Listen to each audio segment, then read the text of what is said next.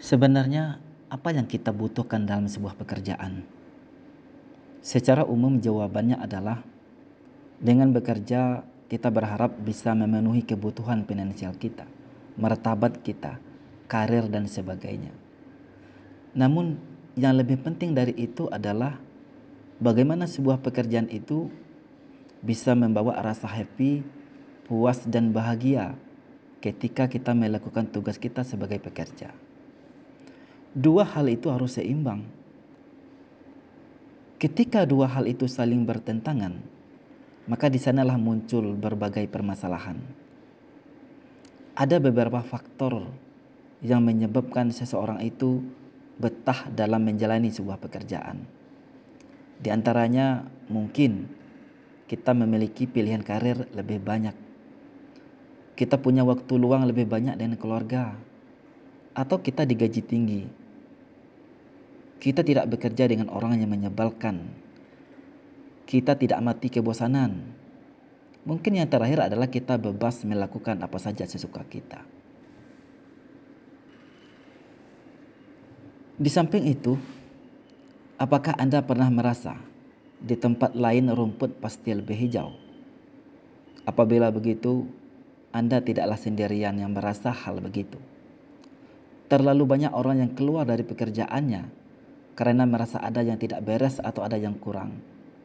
Mereka keluar secara fisik dengan benar-benar berhenti dari pekerjaannya. Atau mereka keluar secara psikologis, masih bekerja tetapi tanpa semangat dan komitmen. Ujung-ujungnya mereka banyak yang menyesali keputusannya itu. Kalau begitu, bagaimana seandainya ada pilihan yang lain? Bagaimana seandainya Anda bisa mengembalikan lagi kecintaan Anda pada pekerjaan Anda? Benar-benar cinta, bukan hanya sekedar senang.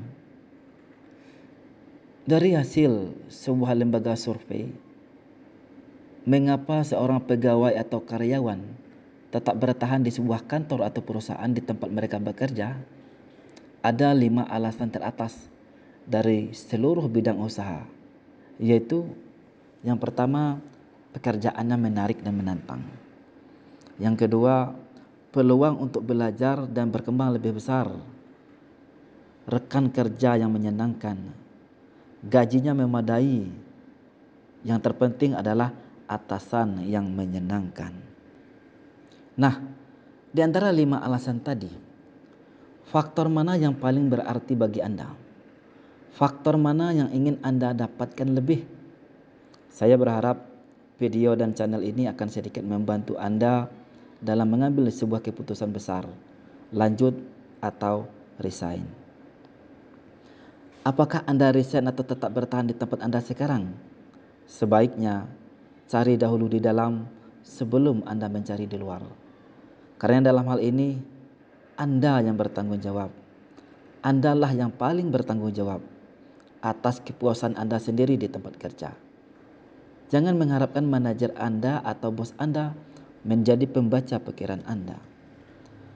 Atau mengharapkan perusahaan Anda yang bertanggung jawab penuh atas kebahagiaan Anda. Mereka memang punya bagian tanggung jawab, tetapi intinya adalah Anda yang mengatur. Dan semuanya bergantung pada Anda untuk memperbaiki yang salah dan menemukan yang kurang. Minimal ada 25 trik untuk mengambil inisiatif. Tentu saja, lain orang, lain cara. Terlalu sering kita keluar mencari rumput yang lebih hijau di tempat lain, tapi kita hanya mendapatkan kondisi yang sama. Tempat kerja yang baru mungkin memiliki tantangan menarik, atau berbeda, atau bahkan kadang-kadang lebih buruk. Jadi, periksalah dengan teliti sebelum Anda memutuskan untuk keluar. Inilah yang saya sampaikan sebagai balasan atas waktu dan perhatian Anda. Pernahkah Anda membaca pesan yang tertulis pada truk atau kaos seseorang dan kemudian Anda mengatakan kepada diri sendiri, iya, memang benar iya.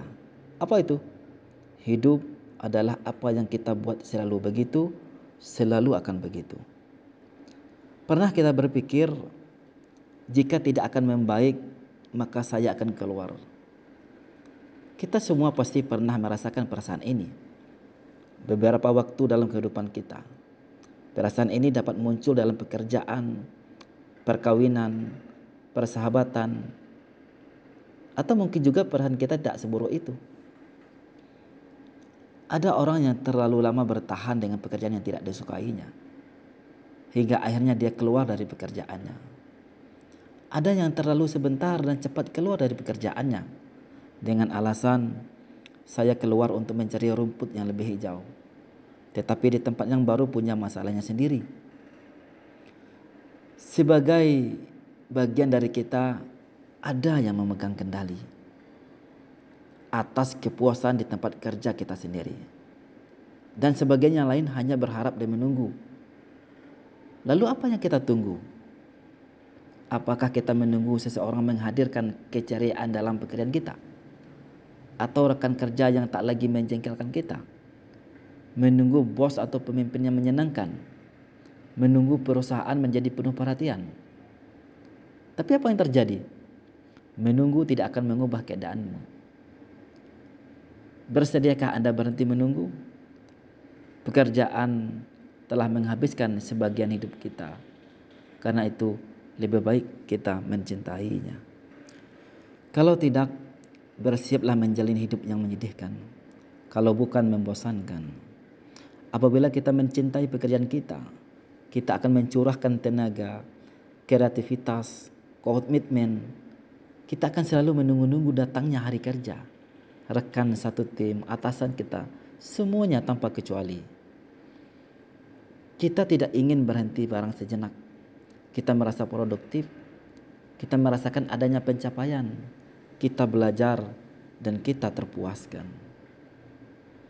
Semakin lama kita bertahan dalam pekerjaan kita, semakin besar kekayaan unik yang kita kumpulkan. Pekerjaan kekayaan yang Anda kumpulkan dalam pekerjaan Anda sekarang ini seperti kekayaan keahlian. Anda ahli dan mampu menyelesaikan tugas dengan baik dan membuat orang lain dapat mengandalkan Anda. Kekayaan sosial, teman dan kolega yang telah Anda kenal terkadang seperti keluarga sendiri.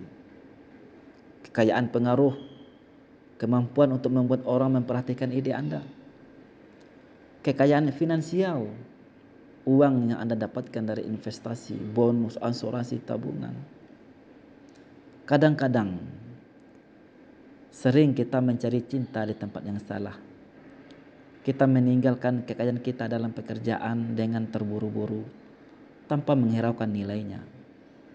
Sehingga muncul perasaan seperti saya lebih bebas bekerja di tempat yang baru ini, tetapi saya juga lebih stres, tambah stres. Rasanya enak bekerja di tempat yang lama, atau perasaan lainnya. Ini semua adalah timbal baliknya. Tak ada yang sempurna. Yang perlu kita tahu adalah perubahan itu selalu terjadi. Dunia kerja terus-menerus berubah. Seperti halnya kehidupan pribadi kita. Terkadang begitu kita telah menyukainya, terjadi perubahan. Semuanya berubah bersama pekerjaan Anda, pemimpin Anda, bos Anda, pesaing Anda, organisasi Anda, kondisi ekonomi, dunia juga berubah. Segalanya berubah bersama Anda. Perusahaan telah dibeli. Jikalau kita merasa bahwa kita sudah berkontribusi yang banyak untuk perusahaan dan pemimpin perusahaan tidak memberikan kepada kita sesuatu yang lebih, jangan dulu ambil keputusan untuk resign. Apa yang mesti kita lakukan?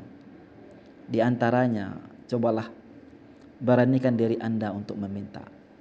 Mintalah dan Anda akan mendapatkannya. Jika tidak meminta, Anda mungkin tidak akan mendapatkan keinginan Anda. Kelihatannya sederhana, namun sebagian orang enggan meminta karena berbagai alasan.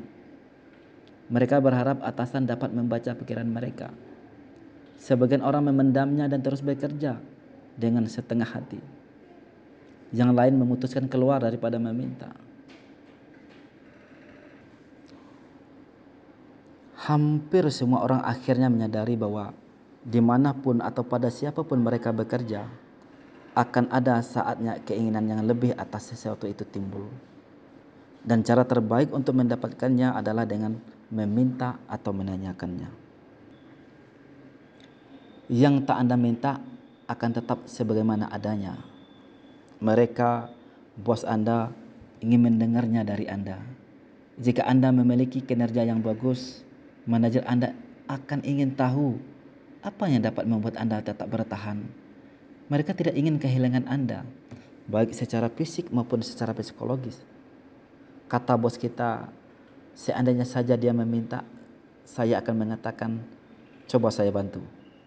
Mari kita bahas bagaimana hal ini dapat dicapai untuk Anda dan untuk yang lain. Alih-alih meminta, dia malah keluar dari sini. Saya sangat kecewa. Kami membutuhkan dia. Masa depannya di sini cerah. Tapi sekarang dia telah meninggalkan kita tanpa alasan. Langkah kedua, kepada siapa Anda akan meminta? Oke, sekarang kita memberanikan diri untuk meminta. Apa yang Anda minta? Bagaimana caranya meminta? Cobalah langkah-langkah berikut ini. Langkah pertama, buat keinginan Anda sejelas mungkin. Apa keinginan Anda? Ceritakan hal-hal yang sepadan yang telah Anda lakukan untuk kemajuan kantor, sehingga bisa menjadi pertimbangan oleh atasan kita. Yang kedua, pikirkan kepada siapa, kapan dan bagaimana cara Anda meminta. Siapa yang dapat memenuhi permintaan Anda? Pikirkan orang-orang ini. Yang pertama adalah mereka yang memiliki informasi yang Anda butuhkan.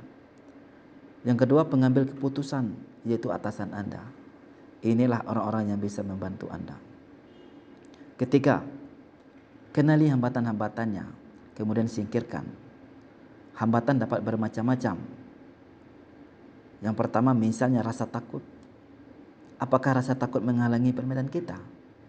Apa yang ditakuti? Orangnya atau ada yang lain? Hadapilah ketakutan Anda.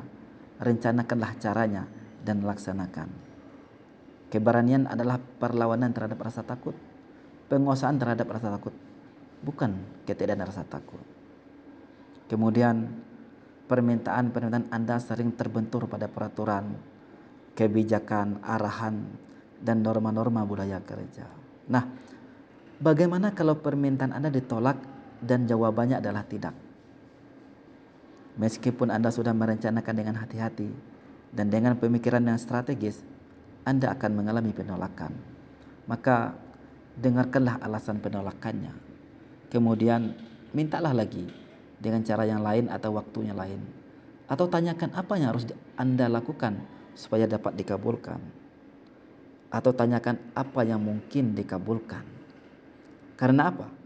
Jika tidak mengajukan keinginan Anda, benar-benar Anda harus mengambil hak Anda.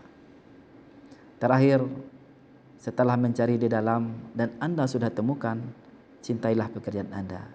Jika belum, tontonlah video selanjutnya.